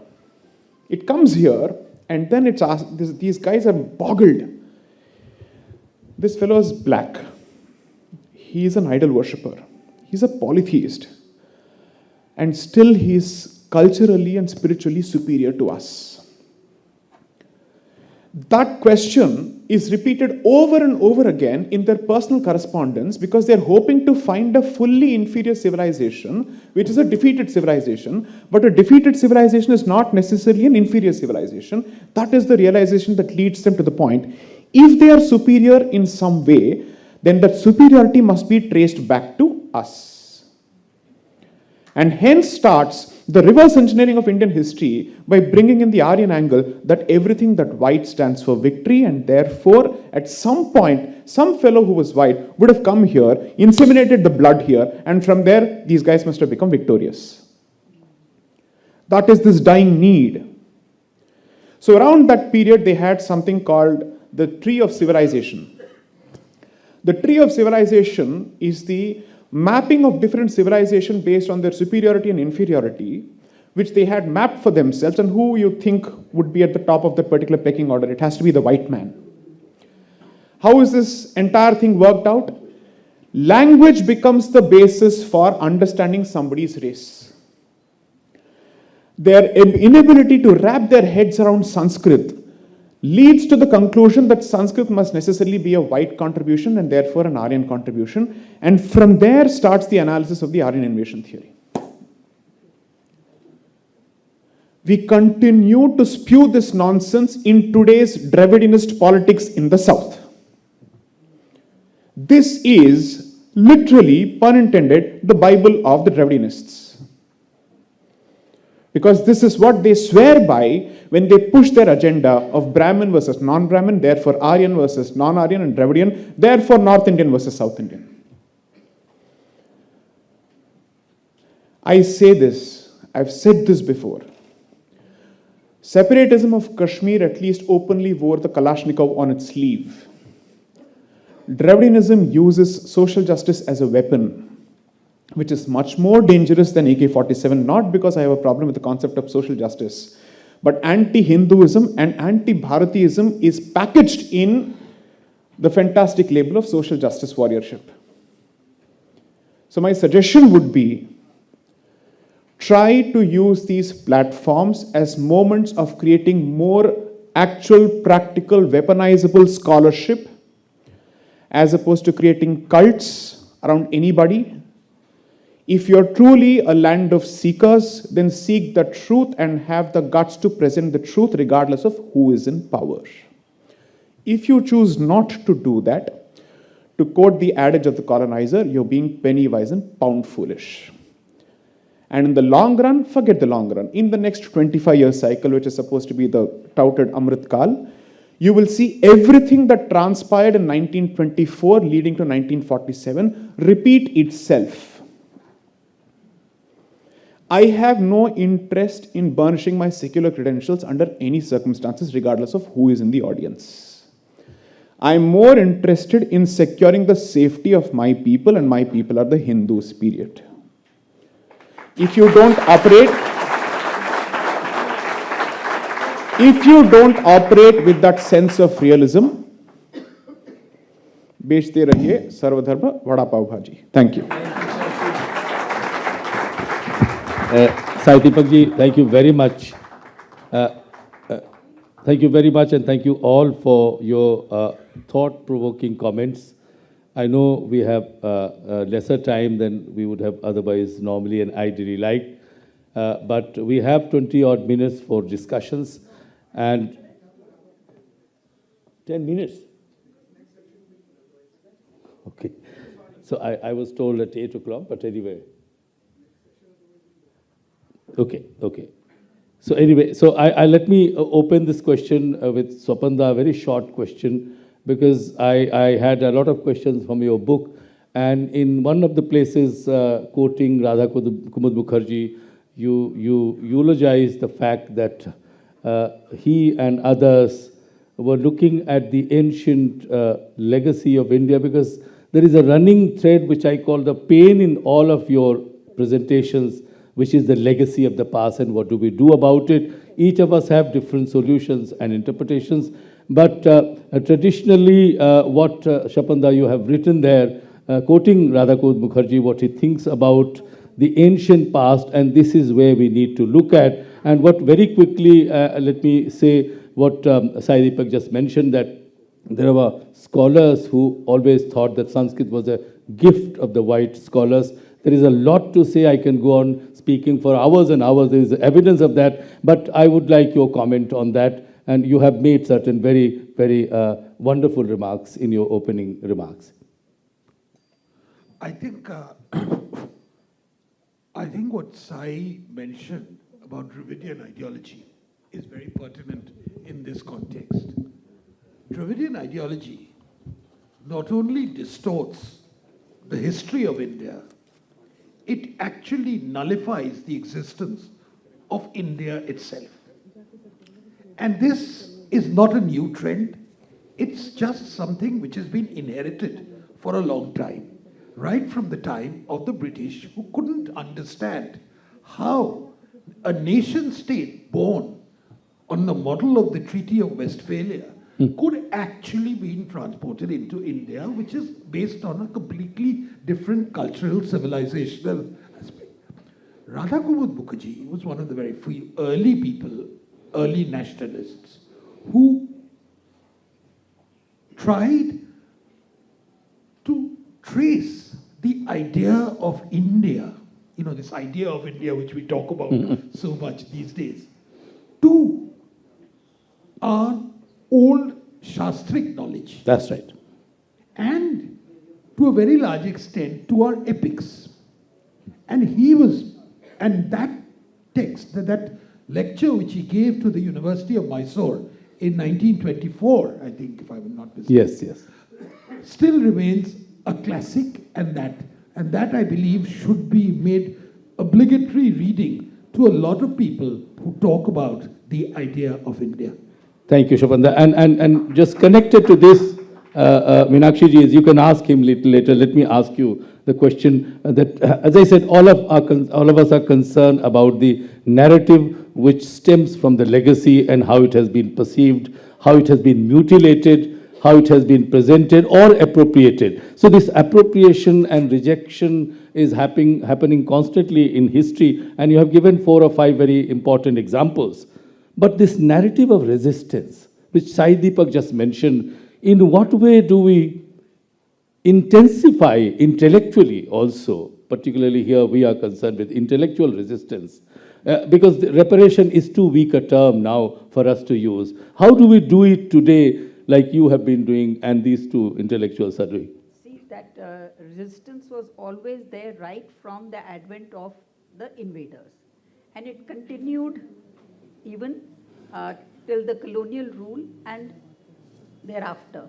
What happened was that partition took place along religious lines, but unfortunately or fortunately, many of the people who voted for partition opted to stay in India.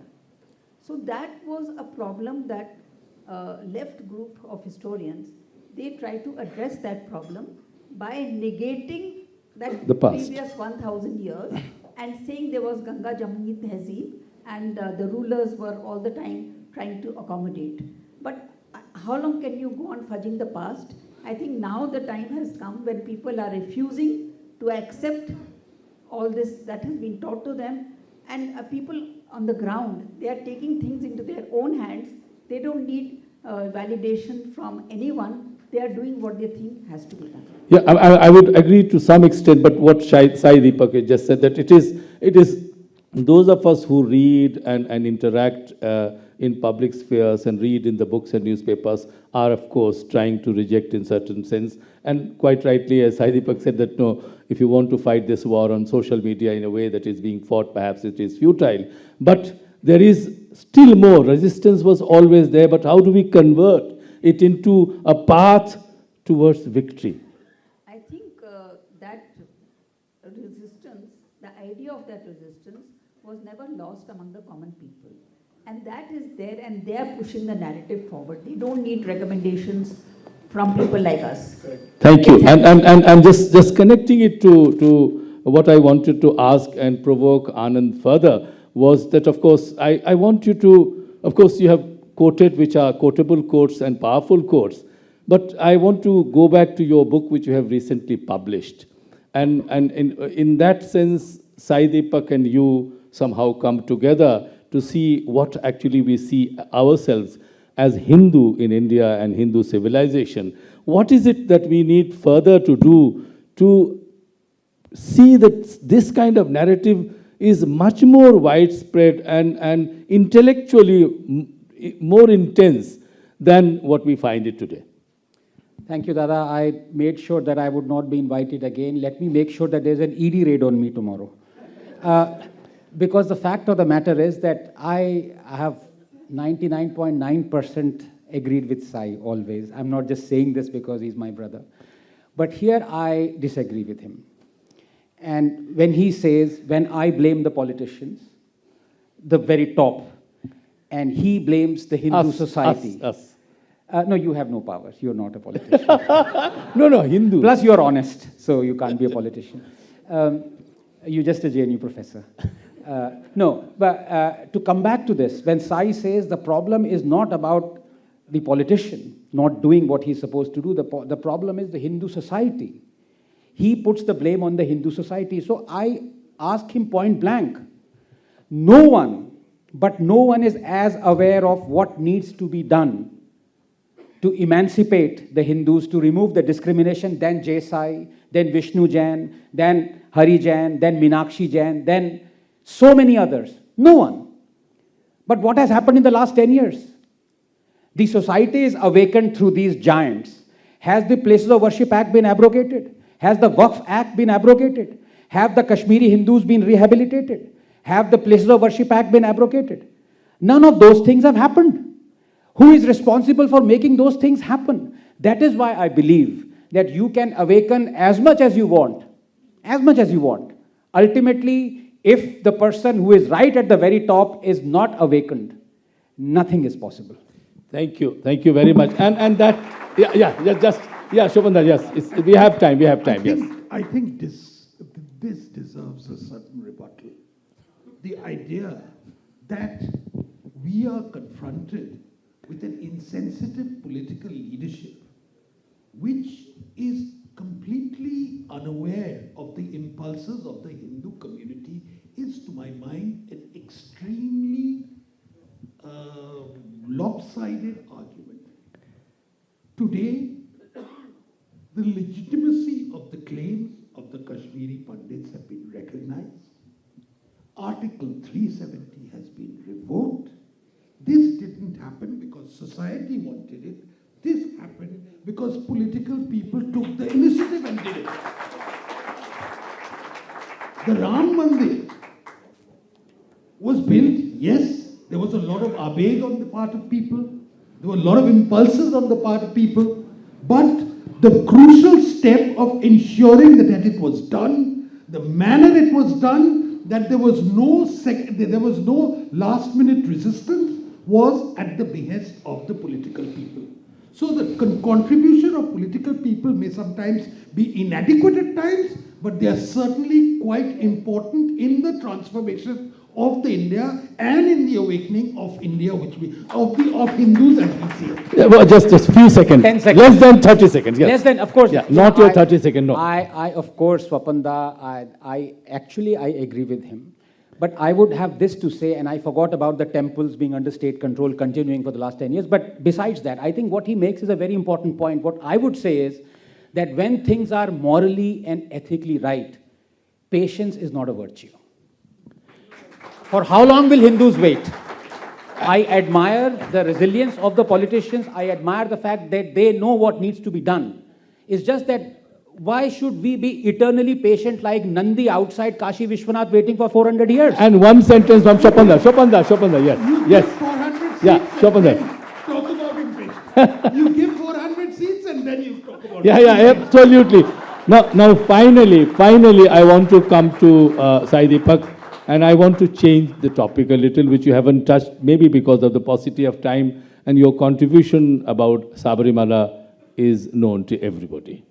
I just want you to explain how do you square that circle, which some people say, of course, I understand it, I am on your side, but some people think, why do you have to have a ban of certain kind of people in a temple which should belong to everybody?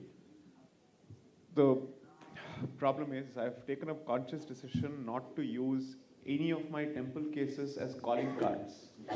Because one, it seems then that I'm milking the temple cause for a personal gain. And that's something as a lawyer I'm extremely wary of. And even as a person I'm extremely wary of.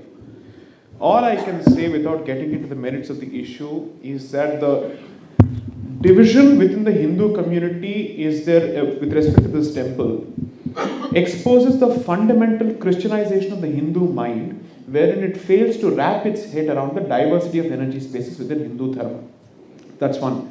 But you see, the one important conversation in this entire thing that needs to be bridged and addressed, and here I'll play the peacemaker between Swapanda and Anand, is just this.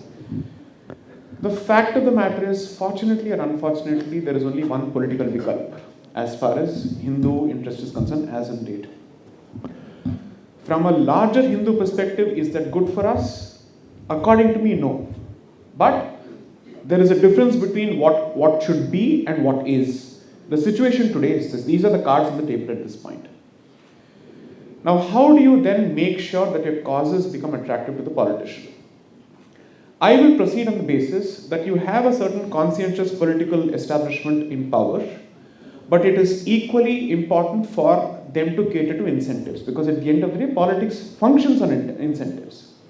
Now, therefore, there is a part, let's say idealism, and then there is a part which is, let's say, purely political in nature. The efforts that people like me, and I don't wish to include me in this, there are others who are full-timers in this, I'm a 10% part-timer in that sense, is that we are trying to create a critical mass of opinion that translates to two things, one of two things. Pressure which results in incentive, or pressure that results in disincentive. It's not rocket science, there's nothing that is close to my chest that I have to hide. This is exactly what's been going on. The hope is that with each passing term, apart from economics, we also address civilizational legacy issues, because that's equally important for political survival, because when I speak of illegal migration, it's not an academic issue. It affects everybody who's in power, and it affects Hindu existence.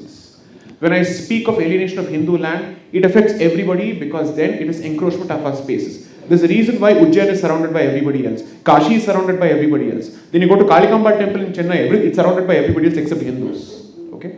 So what I'm trying to say is that there is a very clear intersection or overlap where the political interest meets the societal interest. It would help if both of them speak with each other, listen to each other, if there is a feedback loop and there is a handshake between both sides. Because as I said, I'm a realist.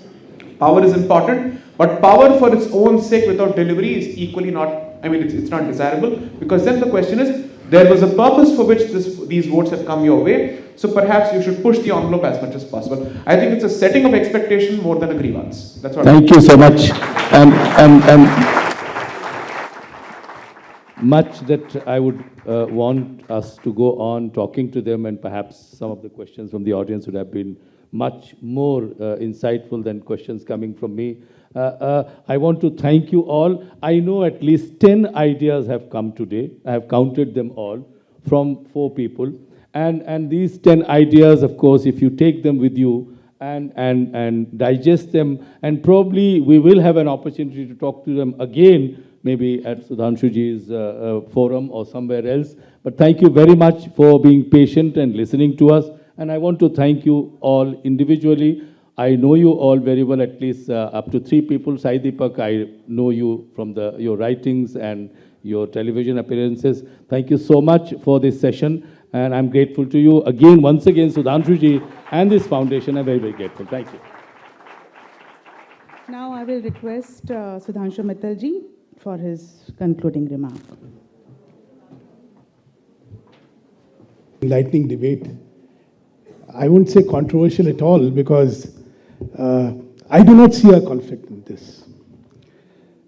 Let me start with a very core fundamental. इसमें था कि भाई इतिहास जो लिखा गया है उससे हमारी खुद की अस्मिता पे या हमारे खुद के चिंतन पे क्या फर्क पड़ता है? हाउ डज इट इफेक्ट अस?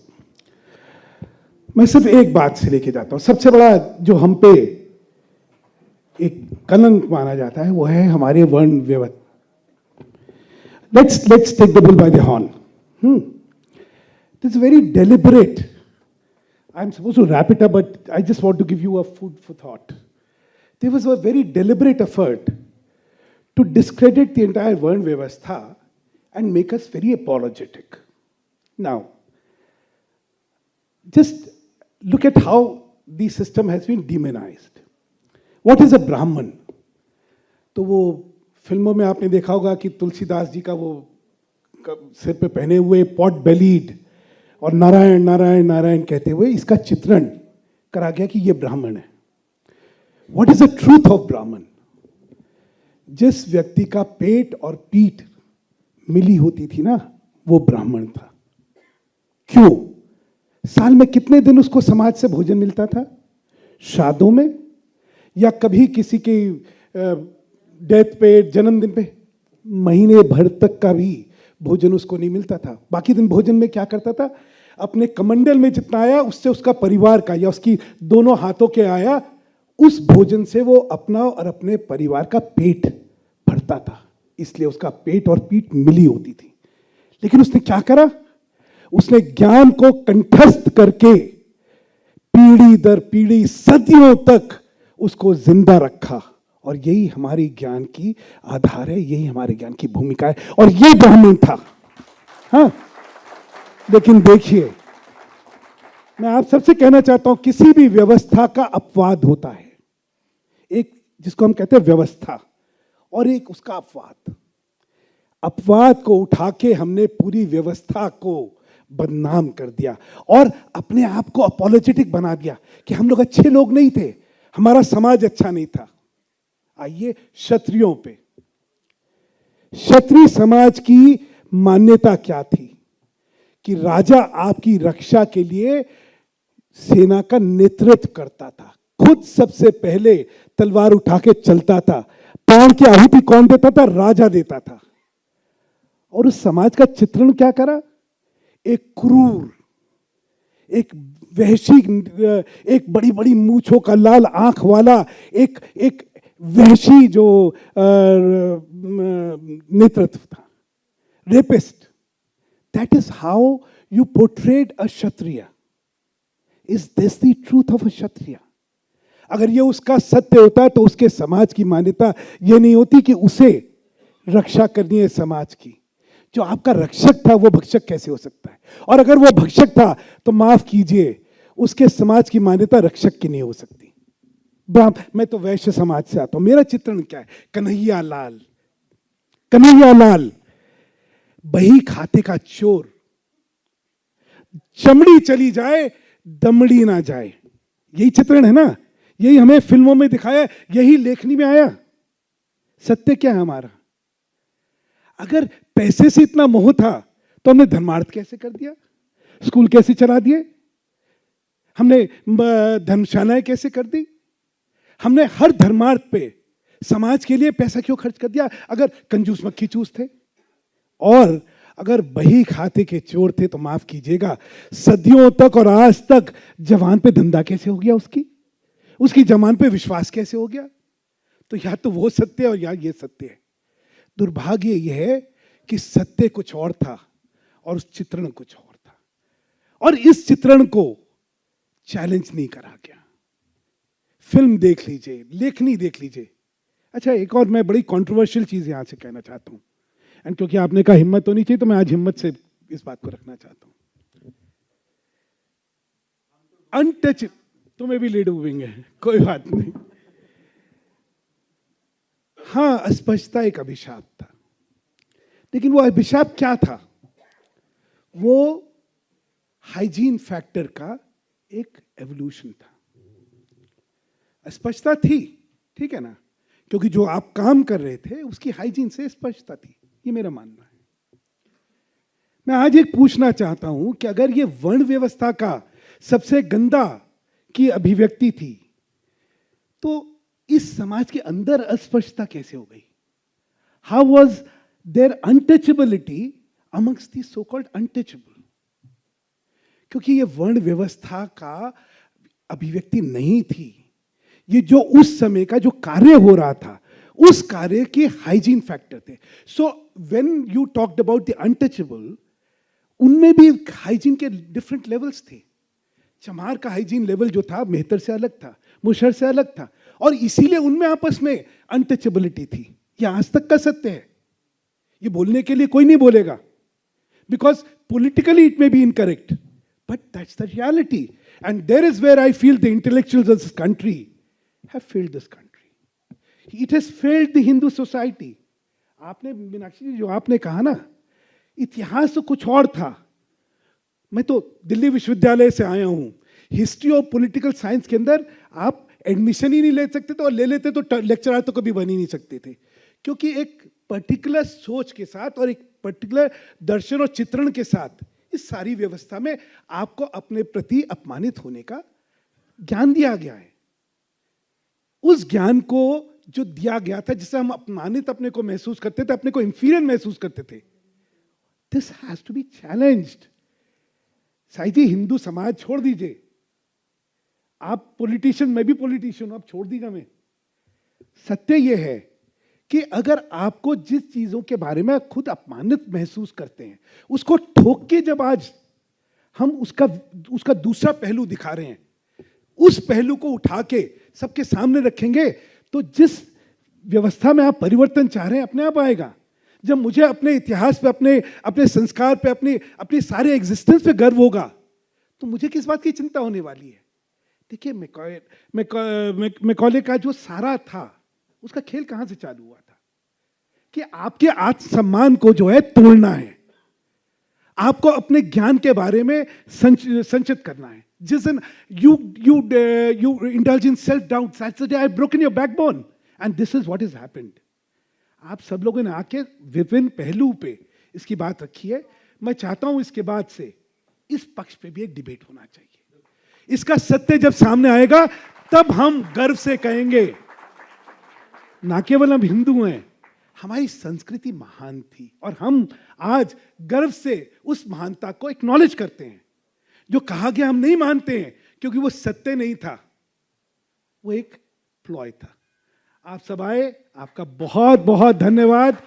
हम अनुग्रहित हैं, आभारित हैं, और जो आज सबको सुनने को मिला है उससे हमारा ज्ञानवर्धन हुआ है, और मुझे लगता है ये सारी चीजें आगे एक बड़े प्रचंड डिबेट में बनेगी। बहुत बहुत धन्यवाद। उससे पहले कि आप लोग जाएं, हम आभार व्यक्त करना चाहते हैं आपका। मैं अशोक जी, जो नरेंद्र कुमार जी के साहबजादे, नरेंद्र कुमार जी डीपीएस स्कूल के चेयरमैन थे, आइए। और सुशील कहाँ गए? अच्छा, चंद्रवादवा जी, पहले आप दोनों आए। हाँ, चंद्रवादवा जी संपर्क प्रमुख हैं दिल्ली के संघ की दृष्टि से। आप सबका अभिनंदन, और आपके लिए एक हमारी तरफ से आभार सूचक। अशोक जी, मैं कह रहा था, नरेंद्र कुमार जी जो हमारे ट्रस्ट के चेयरमैन थे, दिल्ली पब्लिक स्कूल के पहले चेयरमैन रहे हैं, और हर आनंद पब्लिकेशन के मैनेजिंग डायरेक्टर थे। उनका अनफॉर्चुनेट निधन हुआ, हम सबके लिए बहुत लॉस की बात है। अशोक उनके साहबजादे हैं। आप सबको हमारी तरफ से आभार।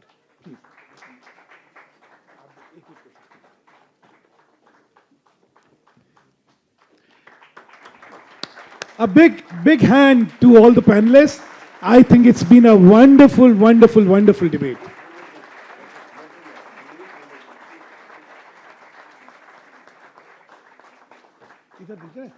इधर। अरे,